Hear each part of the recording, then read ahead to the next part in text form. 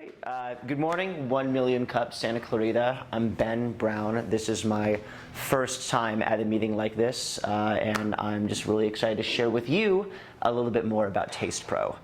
Before we get into it, I am here because I have a lifelong passion for food. I have been a foodie for as long as I can remember, and I just want to get a quick show of hands. Who here is just always thinking about the next great restaurant? It's not always everyone. Not everyone's a foodie, but I am without question within that group. I've been a food writer for more than 10 years. By trade, I've been a marketer in the hospitality world. I've spent time with MGM Resorts, Princess Cruises, and have worked with literally thousands of independent restaurants across nearly 60 countries. And I have found and created a way for people to try new restaurants in unparalleled fashion. And with that, I'd like to introduce you to TastePro. So TastePro provides people with a better way to try new restaurants by creating customized, self-guided food tours. So just by a quick show of hands, who here has ever at least heard of a food tour? That's a lot more hands than I would have actually expected. So a lot of people are familiar with pub crawls, where you get to go to a bunch of different bars and try a drink at each place. A food tour is very similar. It is a way to explore multiple restaurants all at once. You hop from place to place, typically with a guide, on a preset schedule with a preset itinerary, trying signature dishes at each restaurant so you can explore the best of a community's food scene. Food tours are an amazing thing for those who have been on them. Personally, I found out about every single restaurant that I wanted to spend my time at in New Orleans by taking a food tour there on my first day. I've done the same thing in San Diego. I've done the same thing in France, in Italy, in China, you name it. So TastePro takes that experience to the next level by allowing people to create customized, you choose the restaurants, you choose the times, self-guided food tours. No guide, no restrictions, you do it on your own schedule. So what's the problem that TastePro is addressing? Essentially, it's really hard to choose a restaurant when you have so many options. If you go to downtown Newhall, for example, you've got El Trocadero, you've got Newhall Refinery, you've got Smokehouse on Main, and if family or friends are in town for one weekend, maybe you have one dinner to take them to. It's really hard to choose which spot is going to give them the best bang for their buck. Conversely, if you're on your first ever trip to Austin, Texas, and you've heard about 100 places, but you have 2 nights, really hard to check off all those places on your list. Food tours are a great solution, but they're very limited. Very few people have heard of them. And at the same time, they're a bit expensive. You don't know which restaurants you're going to. You don't know the food you're going to be eating at each spot. So what TastePro does is it puts the power in your hands. You browse restaurants in the same way you would on Yelp or OpenTable. You literally book restaurants like you're buying items on Amazon. You choose a date and a time, and you check out, and you show your confirmation email to the staff when you get there. It's really that easy. There's a map. Each restaurant has its own page, like you would see a product page on Amazon. You choose your date, your time, and once you book your tour, you've got this handy confirmation email that you show to the hostess or the cashier, and you're served and you enjoy. You prepay for the tours. Tax, tip included. There is no need to take out your wallet unless, of course, you want to buy an extra drink or another appetizer, or maybe tip more if you so desire. The process is designed to be rather seamless. So what is it that validates the demand for TastePro? Well, if you look on TripAdvisor, you go to things to do in Los Angeles, and you go to food and drink, you're going to find 22 independent food tour operators in LA alone. You extrapolate that to the number of food tour providers there are in the US, and you're talking about literally millions of food tours that take place every year, generating even more millions in revenue. Who's ever been to a food festival before? Just shout it out. What did you think of it? I loved it. Loved it. They're spectacular. They are catching like wildfire. You're going to find multiple food festivals every weekend in almost every major city. People are looking for new and different ways to experience the best restaurants in the towns they are visiting, as well as those in their own backyard. Airbnb experiences, you have plenty of people who are hosting their own independent food tours. Those are catching on quite well.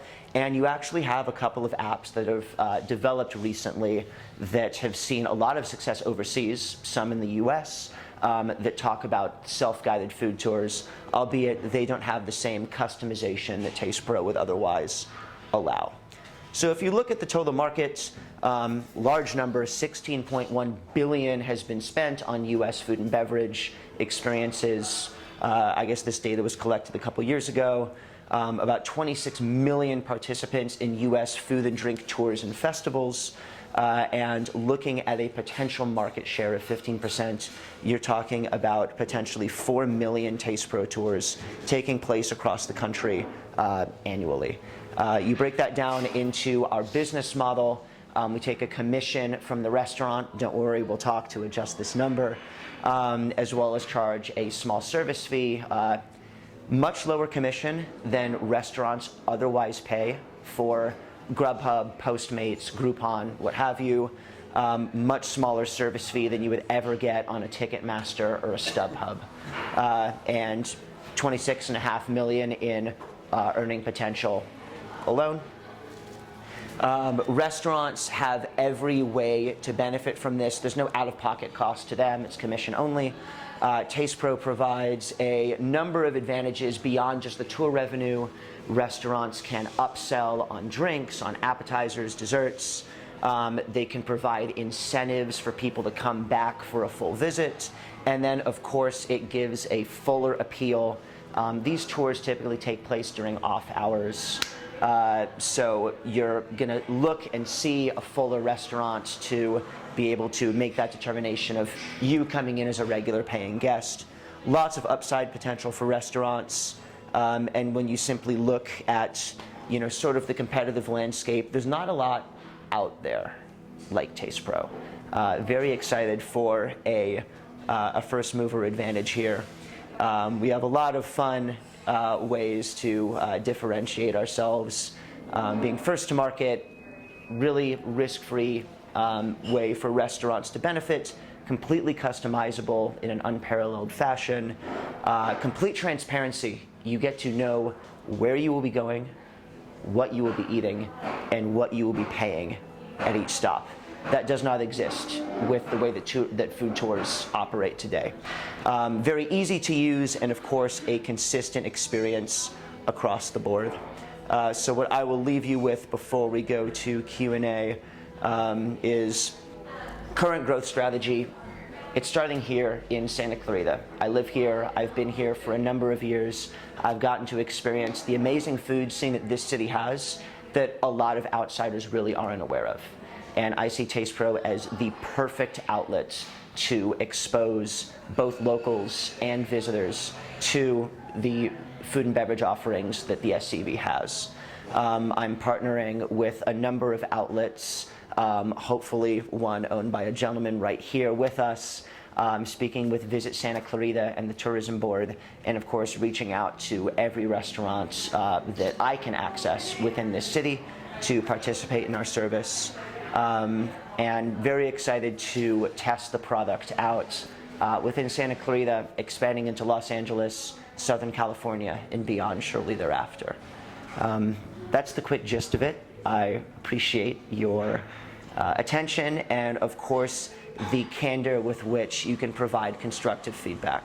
I'm unbelievably excited about the potential for this to grow, but even more so, this is something that has been brewing inside of me for years. I have always been an entrepreneur at heart, and this is the first time that I am really going out into the open market with an idea that I have loved for so long, and I'm excited for it to change and to grow with the feedback that you can provide. So, thank you very much. All right, awesome. Thanks, Ben. So, this is our time that we get to really shine and help Ben maybe we need some more understanding, some more clarification on what he talked about, or there was something that inspired you in questioning. So we're going to fire away at him. We have our microphone. So if you have a question, we'll raise our hand and we'll pass the microphone around. And is there anybody who wants to kick us off?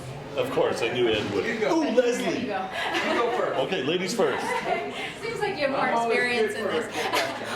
Yeah, I loved your idea. I've been on one food tour before, not in this area. So what really resonated with me about your speech, just for some good positive feedback, is the part about being able to choose your food. Because when I went on a food tour, and I loved most of it, but when you said that about choosing your food, there was one particular chicken dish that still sits in my stomach like a rock, like when you said that. And it was tasty, it just had so much sauce, and it was so heavily fried, and I'm like, it was good, it just wouldn't have been what I would have chosen to eat. And then the second part is then when we went to the last restaurant, it was dessert, and I'm like, then you feel obligated to eat it because they're giving you dessert, and I'm like, I don't really like that dessert, but then I have to sit here and feel obligated to eat it. So I love what you're doing, that people can actually go on a food tour and choose what they're eating, because I think that would really round out the nice experience. So my question is, what was also going through my mind is, what I liked on my food tour is that the chef or someone in the kitchen would come out to speak to us, and is that something that you've thought about, or is that customizable at all, or something that you would be interested in including? And then the second question would be that walking experience in between restaurants. With a guide, we just sort of followed along and where we were going, and it was a surprise at each one. How are you implementing that sort of that casual walking experience where you don't have to stress about, are we lost or where are we going? Thank you very much for the questions and for the kind words. I will start with a question for you. What's your name? Leslie. Hi, Leslie. I'm very new here. If you guys could state your names before asking questions, I'm excited to come to many more of these as an audience member and just to really, sort of grow with all of you. So thank you, Leslie. And as anyone might be thinking about any additional questions, feel free to go on gotastepro.com. The website is live. It's a mobile-enabled website. We don't have an app at this point. But if you'd like to just give it a test run, get an idea of the functionality, the option is there for you. So to address your first question about whether you can have one of the more grandiose elements of a food tour, like the chef coming out and talking to you, the answer is that it's definitely a possibility. I don't anticipate it being an integral selling point of Taste Pro, in that whereas with a conventional food tour, you have larger groups of people that are all coming at a set time, and the restaurant is very much prepared to create not just a culinary experience, but like a personable show. Because Taste Pro tours will take place at so many different times with much smaller groups, the chef might not be available at all of those times. What I will say is that in a restaurant where the chef or the management comes out to greet guests anyway, that will absolutely be a continued element of their service. So Taste Pro tours, as is the case with, I'm sure, the food tour you went on, will take place during mostly a restaurant's off hours when they're not very busy. And my expectation is that the chef will likely have the time to come out of the kitchen should they so desire. I don't necessarily think that it would happen as frequently, but who knows? We will see. And the second question with regards to alleviating stress and understanding, like, where are we going? What are we supposed to be doing? We're on a schedule. When you book each stop on a Taste Pro tour, you are given a designated time window in which you can show up. Those time windows are typically very broad, albeit during a restaurant's off hours. So booking restaurant XYZ, you might be able to show up between 2 and 6 p.m. or 8 to 10 p.m., whichever one suits you best. So there's no exact reservation time that you would have to make. And with regards to like where the restaurant is, each restaurant page has its address listed on it. There are many more fun features in the works with regards to mapping out like a walking tour, directions, and things like that. But at this stage of the game, it should be low stress enough where people aren't worried about an exact time they have to make it by. That's really nice. Cool. To have that feature. Do you mind if I go next, just 'cause it's easier? It's easier? Yeah. What can we, as a community, oh, sorry. Just kidding. It's just teasing. I wanted to know, are you, did you have to quit whatever you were doing? Like, have you had to make any really big risks in launching this business and becoming an entrepreneur, or were you already an entrepreneur, or how's that working for you? To give you the short of it, I've spent a number of years in the corporate world, MGM, Princess, everything about hospitality. I've spent the last 18 months in the startup world with this idea in mind. I've led marketing at 2 startup organizations. The most recent one was food focused. The sole intention was to build on the knowledge base I developed in the corporate world, but to be able to understand what is it like to be the boots on the ground and how do I get my own business and develop my own brand. Once I reached a certain point, I felt that and developed this enough to the point where I can't be in a place where I can work full time and grow this any further. That's when I knew I needed to take the leap. So it's a dark and scary world where you don't know what's going to happen at the end of the tunnel, but this is that time in life where I know I need to do everything I can to fulfill that dream.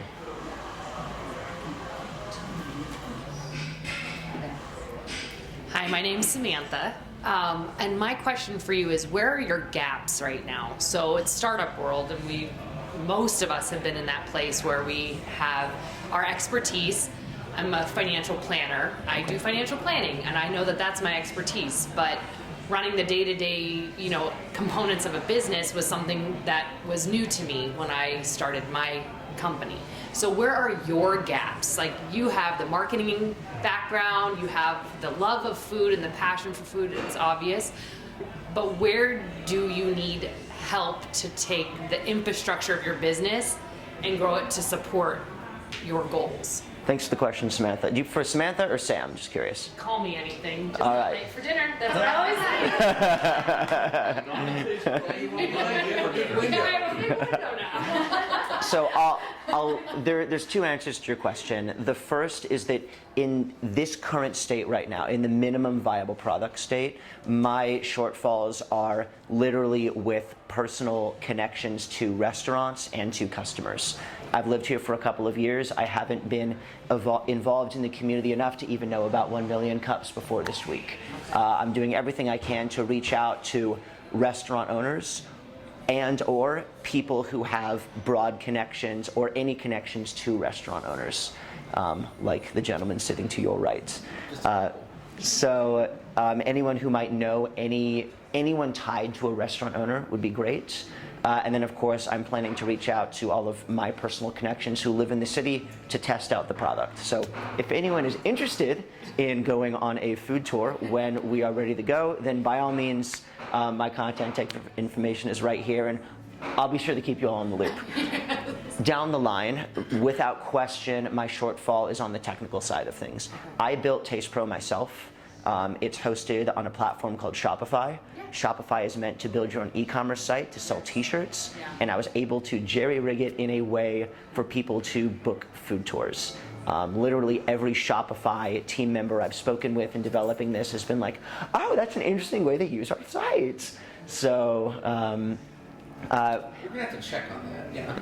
down the road. I happen to know a Shopify expert. Oh, nice. She's married to one. Oh, no kidding. Oh, good to know. So down the road, I have a couple friends who are engineers who have built custom apps. Inevitably, that's the direction this will go. Yeah. Okay. I have a question now. Finally, Ed. Now, Ed, it's your turn. See, I started off by threatening to have questions. And then everybody else. Okay, I want to go first. Okay, I have you can imagine, I meet a lot of people starting a lot of new things. Number one, your enthusiasm is going to carry you a long way. Thank you. I mean, I meet so many entrepreneurs that have no experience in restaurants and are opening a restaurant, have no passion, and hate people. It's really stupid to open a restaurant with these, character flaws. So here's the question. I've met with a few people doing food delivery and stuff, and the vision for customer service. I love the idea that it's self-guided, so you don't have the overhead of a tour guide. You have somebody having to go with them. I do see a question as far as cash flow goes. Since you're collecting the money for the meals, and then you're paying the restaurant whatever, 90% or whatever, the 80% of it, you're gonna have an issue where you're collecting money and then you're paying the money out to the restaurants as they use it, that the margins that you're getting on that money, it's almost like you're not keeping a lot of it. There's a potential for you to have $40,000, $50,000 in the bank, but 90% of that is debt, because you're gonna have to pay the restaurant when they eat. Have you thought about the cash flow side of that? The answer is yes. I have thought about the cash flow side of it. At this stage of the game, this is a one-person show. I have every intention of expanding and scaling, but at the same time, I'm sure that everyone has read into WeWork recently and virtually every other big-name company in the news. I intend for TastePro to be a profitable entity. I don't intend on my business model to rely on outside investment and debt. It is welcome when that time is needed to get things to scale, but at scale, whether the commission structure needs to be adjusted, whether the service fees need to be adjusted, the goal is to create the ultimate foodie experience, and at the same time make it profitable for TastePro, for restaurants, and from an experiential standpoint, the customer. Yeah, the only obstacle when you get a new restaurant, a startup, and this happened with the food delivery company, is they paid the food delivery company, and then the food delivery company would pay them 2 weeks later for the food. That if a company goes out of business during that cycle, the restaurant doesn't get paid. And with the cycle, the time frame in which they get paid for the meal, if it's instantaneous or within a day, it'll be much more palatable for the restaurant, because with Groupons, they get paid 25% of 50% or whatever, and they get it a month later. Yeah. So it's hard to correlate their POS and stuff. And is there an integration you're going to have as far as them validating these coupons that they have, or these vouchers, that will they put in their POS saying that we're owed this money and that collected from you? Have you thought that technology through yet, or are you still working on it? It's a great question. The solution that I have at this point, restaurants will have 3 options in which they can get paid. I'm assuming the first option will be the most popular, in which they simply have a credit card on file that they charge immediately to TastePro, and the restaurant is thus paid immediately when the customer enjoys their tour. If they would like, the alternative would be for TastePro to pay the restaurant electronically on a weekly basis through PayPal, Zelle, Venmo, what have you, or TastePro could also come in on a regular basis with a check or mail them a check. But for the way that the current food tour operators exist right now with restaurants is that they have a credit card on file, and the restaurant simply charges the set agreed upon amount per customer when the customer comes in, or rather before the customer leaves. My name is Kyle. Nice to meet you. It's so interesting, just like standing and you're sitting right here. I just don't want It's a little weird. Huh? like. I'm short anyway, so it's about the right. So you always have to have an end plan. Have you thought about that yet thus far? A giant company such as Grubhub could come in and say, this is a great idea, and then a year later have it ready to go, made on their application, but they already have hundreds of thousands of restaurants to pull from. So have you thought of that? And if so, do you have any ideas how you might be able to combat that? Absolutely. Thanks for the question. I have thought about this many times, been asked this question many times. Having been in the large corporate environment, even with a some more nimble groups, taking on a project like this that is not your core competency is still a massive undertaking, even for a group like Grubhub or Airbnb. They have to increase headcount or reallocate entire teams, which is a large commitment that in turn takes a lot of time and resources. And at the same time, it's all about assessing what is the brand and how will taking on a project like Taste Pro change that brand. So looking at Facebook building its own version of Snapchat, it didn't exactly work. Snapchat had that brand that was just so strong at that point, and Facebook just, as quick as it was, they couldn't make it come together. Google There is, tried to be Facebook. yeah, with Google Plus shut down entirely as of late. There is always the possibility for a copycat to match, exceed Taste Pro's performance. It's a risk that I believe every entrepreneur understands and takes in that journey, and it's one that I have no choice but to take. My current thought is that there is no established mover in this space. This is a completely new category, a completely new way to dine, and that there is no other brand that has its equity built around this idea, and that this idea would complement their current business model. As far as an exit goes, it's a classic, entrepreneur's thought, either acquisition or going public. That we'll see what happens if and when that bridge is crossed.